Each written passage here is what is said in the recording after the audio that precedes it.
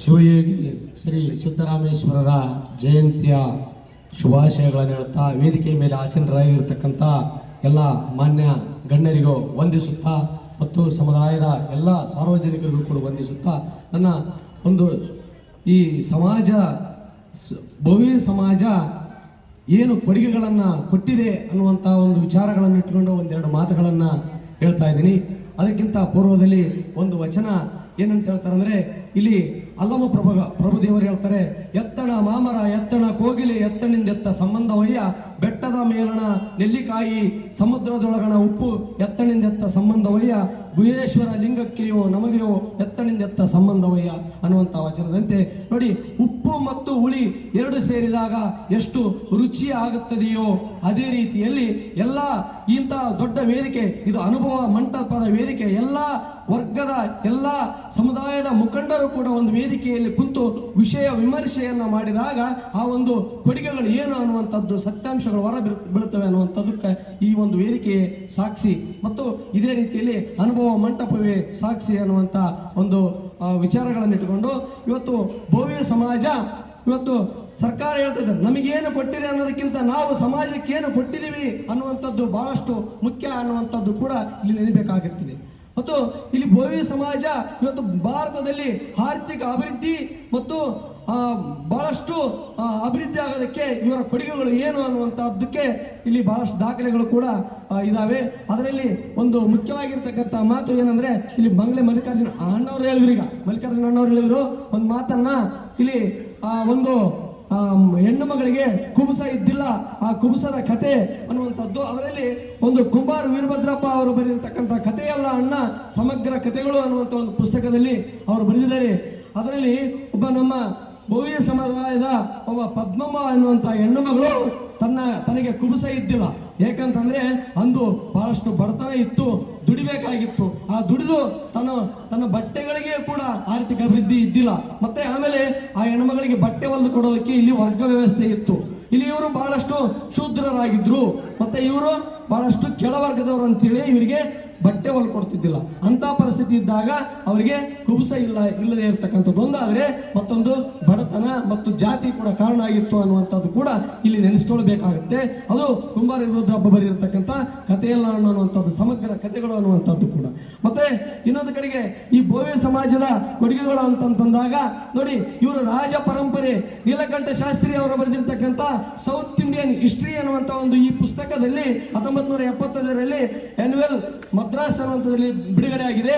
ಈ ಪುಸ್ತಕವು ಹೇಳ್ತದೆ, 1218ರಲ್ಲಿ ಒಡ್ಡರ ಒಂದು ಸೈನಿಕರು 3ನೇ ಕುಲೋತ್ತುಂಗ ಚೋಳನನ್ನ ಸೋಲಿಸ್ತಾರೆ. ಅದರಲ್ಲಿ ಹೊಯ್ಸಳ, ಗಂಗಾ, ಕಾಕತೀಯ ಎನ್ನುವಂತ ಈ 3 ಸಾಮ್ರಾಜ್ಯಗಳಲ್ಲಿ ಈ ಒಡ್ಡರ ಸಾಮ್ರಾಜ್ಯವು ಕೂಡ ಚೋಳರ ಕಾಲಘಟ್ಟದಲ್ಲಿ 3ನೇ ಕುಲೋತ್ತುಂಗ ಚೋಳನನ್ನು ಕೂಡ ಸೋಲಿಸ್ತಾರೆ ಅನ್ನುವಂಥ ಒಂದು ದಾಖಲೆ ಕೂಡ ಹೇಳ್ತದೆ. ಮತ್ತು ಇನ್ನೊಂದು ಇಲ್ಲಿ ಕಲಬುರಗಿ ಅವರು ಬರೆದಿರ್ತಕ್ಕಂಥ MM ಕಲಬುರಗಿ ಅವರು ಕನ್ನಡ ವಿಶ್ವವಿದ್ಯಾಲಯದ ಮಾಜಿ ಕುಲಪತಿಗಳು ಕೈಫಿಯತ್ತುಗಳಲ್ಲಿ ಹೇಳ್ತಾರೆ, ಈ ಭವ್ಯ ಸಮಾಜದವರು ಕಲ್ಲು ಮಣ್ಣುಗಳನ್ನ ಒಡೆದು ಬಾವಿ ಕೆರೆಗಳನ್ನು ಕಟ್ತಾರೆ ಅನ್ನುವಂಥದ್ದು. ಇದು 1994ರಲ್ಲಿ ಬಿಡುಗಡೆಯಾಗಿರ್ತಕ್ಕಂಥ ಬುಕ್ಕ.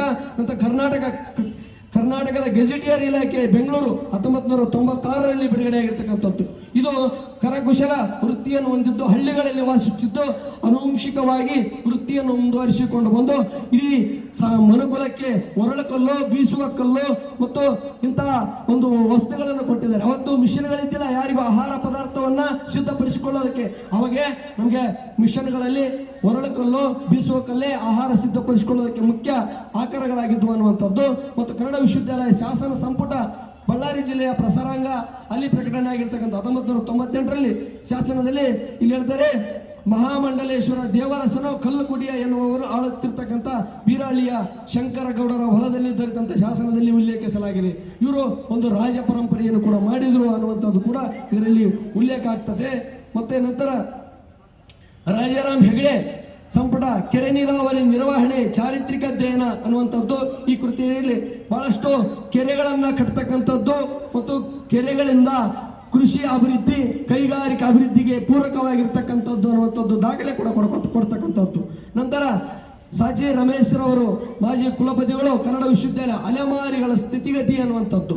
ಇವರು ವೃತ್ತಿಯ ಬದುಕನ್ನು ನಂಬಿ ತಾವು ಶ್ರಮಿಕ ವರ್ಗವಾಗಿ ಒಂದು ಮೈಗಳತನ ಮಾಡದೇ ದುಡಿದು ಸಂಪಾದನೆ ಮಾಡಿರ್ತಕ್ಕಂಥ ಹಣದಲ್ಲಿ ಮಾತ್ರ ಜೀವನವನ್ನು ಮಾಡ್ತಾರೆ. ಅಂದ್ರೆ ಇಲ್ಲಿ ಸಿದ್ದರಾಮೇಶ್ವರ ಹೇಳ್ತಾರೆ, ನಾವು ಕಲ್ಲು ಬಡಿದು ಬದುಕುತ್ತೇವೆ ಹೊರತು ತಲೆ ಬಡಿದು ಬದುಕೋದಿಲ್ಲ.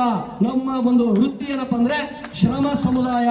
ಅದಕ್ಕೆ ಬಸವಣ್ಣನವರು ಒಂದು ಮಾತು ಹೇಳ್ತಾರೆ, ಕಾಯಕವೇ ಕೈಲಾಸ ಅನ್ನುವಂಥದ್ದನ್ನು ಹೇಳ್ತಾರೆ. ಅದನ್ನ ನಾವು ಸಿದ್ದರಾಮೇಶ್ವರರು ಕಾಯಕ ವೃತ್ತಿಯಲ್ಲಿ ನಿರತರಾಗಿದ್ದಾರೆ. ಹಂಗೆ ಅದೇ ರೀತಿಯಲ್ಲಿ ನಾವು ಬೋವಿ ಸಮಾಜದವರು ನಾವೇನಪ್ಪ ಅಂದ್ರೆ ಕಷ್ಟಪಟ್ಟು ದುಡಿತೀವಿ, ದುಡಿದರಲ್ಲಿ ನಾವು ತಿಂತೀವಿ, ಒಬ್ಬರಿಗೆ ತಲೆ ಹೊಡೆಯೋದಿಲ್ಲ ಅನ್ನುವಂಥ ಒಂದು ಸಿದ್ಧಾಂತ ನಮ್ಮದು ಅನ್ನುವಂಥದ್ದು.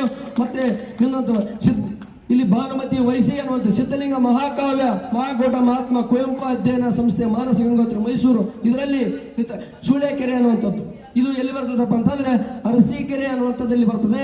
ಆ ಸೂಳೆಕೆರೆ ಏಷ್ಯಾ ಖಂಡದಲ್ಲಿ ದೊಡ್ಡ ಕೆರೆ. ಈ ಕೆರೆಯನ್ನ ಕಟ್ಟಿರ್ತಕ್ಕಂಥವ್ರು ಯಾರಪ್ಪ ಅಂತಂದ್ರೆ ಇಲ್ಲಿ ಸುಮಾರು 4,000 ಒಡ್ಡರು 13,000 ಬಂಡಿಗಳಲ್ಲಿ ಆಣೆಕಟ್ಟನ್ನು ನಿರ್ಮಾಣ ಮಾಡ್ತಾರೆ. ಈ ದೊಡ್ಡ ಕೆರೆಯ ಏಷ್ಯಾ ಖಂಡದಲ್ಲಿ ದೊಡ್ಡ ಕೆರೆ ಅನ್ನುವಂಥದ್ದು ಕೂಡ ಇದರಲ್ಲಿ ಸಿಗ್ತಕ್ಕಂಥ ಮಾಹಿತಿ. ನಂತರ ವಿಲ್ ಡ್ಯುರಾಂಟ್ ನಾಗರಿಕತೆ, ಒಂದು ಗ್ರೀಸ್ ಜನಜೀವನ ಕರ್ನಾಟಕ ಅನುವಾದ ಸಾಹಿತ್ಯದಲ್ಲಿ ಬಿಡುಗಡೆಯಾಗಿರ್ತಕ್ಕಂಥದ್ದು. ಅವತ್ತು ಬಹಳ ಕ್ರಿಸ್ತಪೂರ್ವದಲ್ಲಿ ನೈಲ್ ನದಿಗೆ ಆಣೆಕಟ್ಟನ್ನು ಕೂಡ ಕಟ್ಟತಕ್ಕಂಥ ದಾಖಲೆಗಳು ಕೂಡ ಇದರಲ್ಲಿ ಇದಾವೆ. ಮತ್ತೆ ಇನ್ನು ಬಸವರಾಜ್ ಕುಂಚೂರು ನಮ್ಮೂರು ಕೆರೆಗಳು ಅನ್ನುವಂಥದ್ದು ಚಕ್ರ ಪ್ರಕಾಶನ ಕುಂಚೂರು 2010ರಲ್ಲಿ ಶರಣರು ಸಂತರ ಕವಿಗಳ ಕಂಡಂತೆ ಕೆರೆ ನಿರ್ಮಾಣದಲ್ಲಿ ಸಾಮಾನ್ಯ ವರ್ಗದ ಜನರು ಭಾಗಿಯಾಗಿರುತ್ತಾರೆ. ತಲೆಮಾರಿನಿಂದ ತಲೆಮಾರುಗಳಿಗೆ ವೃತ್ತಿಗಳು ಸಾಗಿದಿವೆ ಎಂಬುದು ಕೂಡ ಇದರಲ್ಲಿ ಬಹಳಷ್ಟು ದಾಖಲೆ ಇದ್ದಾವೆ. ನಂತರ ವೆಂಕಟ ಸುಬ್ಬಯ್ಯ ಅವರು ಕನ್ನಡ ಕಿಷ್ಲ ಪದಕೋಶದಲ್ಲಿ ಕೂಡ ದಾಖಲೆ. ಮತ್ತು ಸೋಮೇಶ್ವರ ಶತಕ ಡಣನಾಯಕನ ಕೆರೆ ಅನ್ನುವಂಥದ್ದು ಇದು ಬಹಳಷ್ಟು ದೊಡ್ಡ ಕೆರೆ. ಇದು ಒಡ್ಡರು 700 ಜನ ಒಡ್ಡರು ಮತ್ತು ಕೂಲಿ ಕಾರ್ಮಿಕರು ಸೇರಿ ಈ ಕೆರೆಯನ್ನ ಕಟ್ತಾರೆ. ಮತ್ತು ಅಲ್ಲಿ ಕೂಡ ಆರ್ಥಿಕ ಕೃಷಿ ಅಭಿವೃದ್ಧಿ ಆಗ್ತದೆ ಮತ್ತು ಆಹಾರದ ಸಮಸ್ಯೆಯು ಕೂಡ ನೀಗ್ತದೆ ಅನ್ನುವಂಥದ್ದು ದಾಖಲೆ ಕೂಡ ಇದರಲ್ಲಿ ದೊರೆಯುತ್ತದೆ. ಮತ್ತೆ ವೀರೇಶ್ ಬಡಿಗೇರ ಜಲಶಾಸ್ತ್ರದ ಹಸ್ತಪ್ರತಿಗಳು ಮತ್ತು ದೇಶೀಯ ವಿವೇಕ ಅನ್ನುವಂಥ ಒಂದು ಪುಸ್ತಕ. ಅಂದರೆ ಇಲ್ಲಿ ವೀರೇಶ್ ಬಡಿಗೇರ ಅವರು ಕನ್ನಡ ವಿಶ್ವವಿದ್ಯಾಲಯದ ಪ್ರಸ್ತುತ ಒಂದು ಪ್ರಾಧ್ಯಾಪಕರು. ಅವರು ಬರೆದಿದ್ದಾರೆ, ಮನುಷ್ಯರಿಗೆ ಅತ್ಯಂತ ಅವಶ್ಯಕವಾಗಿದ್ದು ನೀರನ್ನು ಸಂಗ್ರಹಿಸಲು ಕೆರೆಗಳು, ಬಾವಿಗಳು, ಡ್ಯಾಮ್ಗಳು ವಿಧದಲ್ಲಿ ನೀರನ್ನು ನಿಲ್ಲಿಸಲು ಇರುವಂತಹ ವಿಧಾನವಾಗಿದ್ದು, ಈ ನೀರು ನಿಲ್ಲಿಸಲು ಬಹಳ ಚಾಣಾಕ್ಷತನವಾಗಿರ್ತಕ್ಕಂಥವ್ರು ಯಾರಾದ್ರಿದ್ರೆ ಅದು ಇಂಜಿನಿಯರ್ಗಳು, ಒಡ್ಡರ ಸಮಾಜದವರು. ಯಾಕಂದ್ರೆ ಎಲ್ಲಿ ಕಲ್ಲು ಕುಂದಿರಿಸಬೇಕೋ, ಯಾವ ಮೂಲೆಗೆ ಅದನ್ನ ನೀರು ಹೋಗೋದಕ್ಕೆ ಬಿಡಬೇಕು ಅನ್ನುವಂಥದ್ದು ದಾಖಲೆ ಕೂಡ ಇದರಲ್ಲಿ ಸಿಗ್ತದೆ ಅನ್ನುವಂಥದ್ದು ಕೂಡ. ಯಾಕಂದ್ರೆ ಆ ಕಲ್ಲು ಇಂಜಿನಿಯರ್ ಪ್ಲಾನ್ ಆಗ್ಬೋದು, ಆದ್ರೆ ಅಲ್ಲಿ ಕಟ್ಟುವಂತ ಒಡ್ರವ ಒಬ್ಬ ಮೇಸ್ತ್ರಿ ಸರಿಯಾಗಿ ಕಲ್ಲು ಕುಂದಿರಿಸಿಲ್ಲ ಅಂತಂದ್ರೆ ಏನಾಗುತ್ತೆ ಅಂದ್ರೆ ಅದು ಬಿದ್ದು ಹೋಗುತ್ತೆ ಅಂತ. ಹಂಗಾಗಿ ಅದು ಕೂಡ ದಾಖಲೆ ಸಿಗ್ತದೆ. ಮತ್ತೆ ಚಿದಾನಂದ ಮೂರ್ತಿಯಂ ತಾಂತ್ರಿಕ ಪಂಥಗಳ ಹಿನ್ನೆಲೆಯಲ್ಲಿ ಸೂಳೆಕೆರೆ ಅಥವಾ ಶಾಂತಿ ಸಾಗರ ಅನ್ನುವಂಥದ್ದು. ಈ ಕೆರೆಯನ್ನ ಕಟ್ಟಬೇಕಾದ್ರೆ ಸುಮಾರು ಅಲ್ಲಿ ಒಡ್ಡರ ನಾಗ, ಮಲ್ಲ, ರಾಮ, ಲಕ್ಷ್ಮಣ, ಹುಚ್ಚ, ಕೋಡನ ತಿಮ್ಮ ಮುಂತಾದ ಒಡ್ಡರು ನೆಲಾಗಿದ್ದು ತೋಬುಗಳನ್ನು ನಿರ್ಮಿಸಿ ಬಹಳಷ್ಟು ದೊಡ್ಡ ಕೆರೆಯನ್ನು ಕಟ್ತಾರೆ. ಕೊನೆಗೆ ಆ ಕೆರೆ ನಿಲ್ಲದೆ ಇರತಕ್ಕಂಥ ಸಂದರ್ಭಕ್ಕೆ ಆ ಊರಿನ ತೋಬು ನಿಂದಿರೋದಿಲ್ಲ. ತೋಬು ಅಂದ್ರೆ ಏನೋ ನೀರು ಹೋಗೋದಕ್ಕೆ ಆ ಮೂತಿ ಅಂತಾರಲ್ಲ, ಅದು ಅವಾಗ ಆ ಊರಿನ ಗೌಡರ ಒಬ್ಬ ಸೊಸೆಯನ್ನು ಹಾರವಾಗಿ ಕೇಳಿದಾಗ ಅಲ್ಲಿ ಅವ್ರು ಏನು ಮಾಡ್ತಾರೆ ಅಂದರೆ ಅದಕ್ಕೆ ಒಪ್ಪೋದಿಲ್ಲ. ಅಂತ ಸಂದರ್ಭದಲ್ಲಿ ಆ ಒಡ್ಡರ ಸಮುದಾಯದ ಪದ್ಮಮ್ಮ ಎನ್ನುವಂಥ ಹೆಣ್ಣು ಮಗಳನ್ನ ಆ ಕೆರೆಗೆ ಹಾರವಾಗಿ ಕೊಡ್ತಾರೆ. ಅದು ಇವತ್ತಿಗೂ ದಾಖಲೆ ಕೂಡ ಸಿಗ್ತದೆ. ಅದೇನಪ್ಪ ಅಂದ್ರೆ ಅವಾಗ ಕೆರೆ ನಿಲ್ತದೆ. ಅದನ್ನು ಹೆಣ್ಮಗಳಿಗೆ ಹೇಳ್ತಾರೆ, ಅಮ್ಮ ನಿನಗೆ ಈ ಕೆರೆಗೆ ಹಾರವಾಗಿ ಕೊಡ್ತಾರೆ ಅಂತಂದಾಗ ಆ ಹೆಣ್ಮಗಳು ಹೇಳ್ತಾಳೆ, ನಾನು ನೋಡಿ ನಾನು ಹುಟ್ಟಿದ್ದೆ ನಾನು ಒಂದು ಸಮಾಜದ ಮನುಕುಲಕ್ಕಾಗಿ ಅಂತ ಅನ್ನುವಂಥದ್ದಾದ್ರೆ ನಾನು ಇದಕ್ಕಿಂತ ನನ್ನ ಜೀವನ ಸಾರ್ಥಕ. ಯಾಕಂದ್ರೆ ಒಂದು ಮನೆಗೆ ನಾನು ಹೆಂಡತಿಯಾಗಿ ಹೋಗೋದಕ್ಕಿಂತ ಮನುಕುಲಕ್ಕೆ ಲೇಸನ್ನು ಬಳಸುವಂಥ ನೀರು ಮುಖ್ಯ ಅಂತ ಅದಕ್ಕೆ ನಾನು ಹಾರವಾಗಿ ಕೊಡ್ತಾರೆ, ನನ್ನ ಜನ್ಮ ಸಾರ್ಥಕ ಕೊಡ್ರಿ ಅನ್ನುವಂಥ ಮಾತನ್ನು ಹೇಳಿ ಆ ತಾಯಿಯನ್ನ ಅಲ್ಲಿ ಬಲಿಯನ್ನು ಕೊಡ್ತಾರೆ. ಅವಾಗ ಆ ಕೆರೆ ನಿಲ್ತದೆ ಅನ್ನುವಂಥದ್ದು.